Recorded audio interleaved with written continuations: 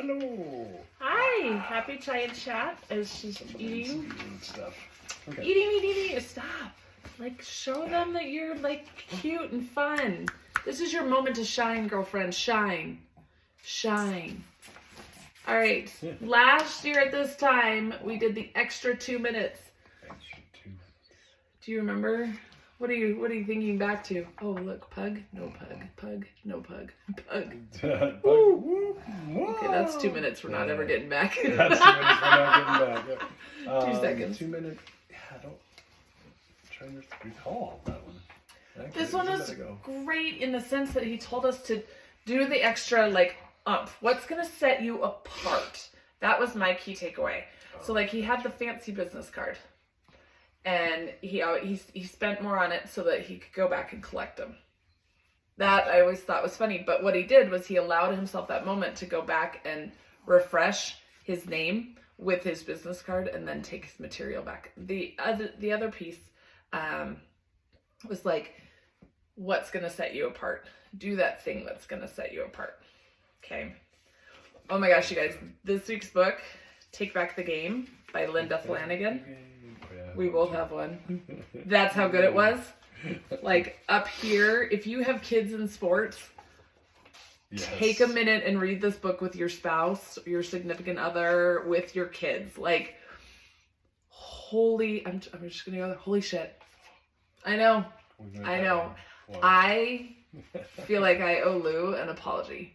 Like, I should have been so much harder in saying, nope. I feel like the amount of time, energy, effort, this is not healthy.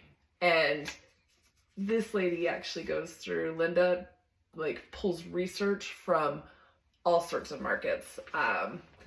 And just everything she talks about in, I guess my number one takeaway was kids that pick a sport before they stop growing and their minds stop forming, they are, like, the percentage is like 90% less likely to actually be really good at that sport than somebody that plays lots of sports and then commits to the one sport, because your body is not ready.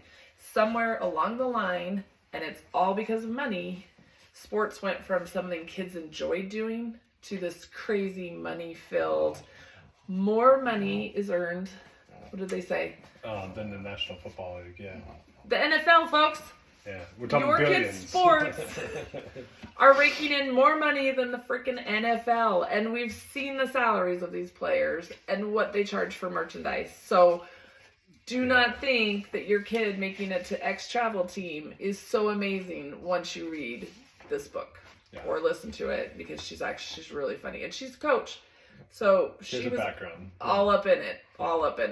But she also had kids that played, one kid that played sports. The other ones chose not to. What was your crazy takeaway other than the NFL? Because I know that one you called me on. Yeah, I did that. I think it was crazy when she talks about, like, how we as parents, we get into doing this stuff and then we devote all of our time. And then she's all like, take a minute, take a breathe, take a time for yourself once in a while. Because there's saying, we're doing that every 3 to 5 times a week on sporting events that we're taking whole nights away from the rest of the family too. Mm-hmm. Like if you have multiple kids, but it's like, take a moment and do something for yourself. Like, you don't have to be like at everything. Oh, keeping your identity. Yeah, that part was huge. Yeah. It's good to be supportive, obviously. Yeah.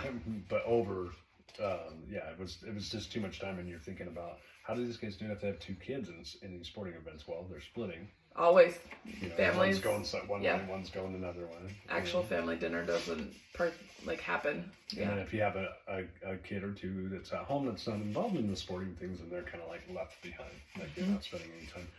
And then, like she said, she didn't understand what her son liked and didn't like. She was just bringing him to sporting events. Yep. She had no idea. Oh yeah, that's right. When he said, I hate this, Mom, I now hate this. That's when she finally woke up, like, what are we doing then? Why are we doing this? So what's next week? Oh, next week after the Entrepreneur Roller Coaster. Is that a roller coaster? The Entrepreneur Roller Coaster.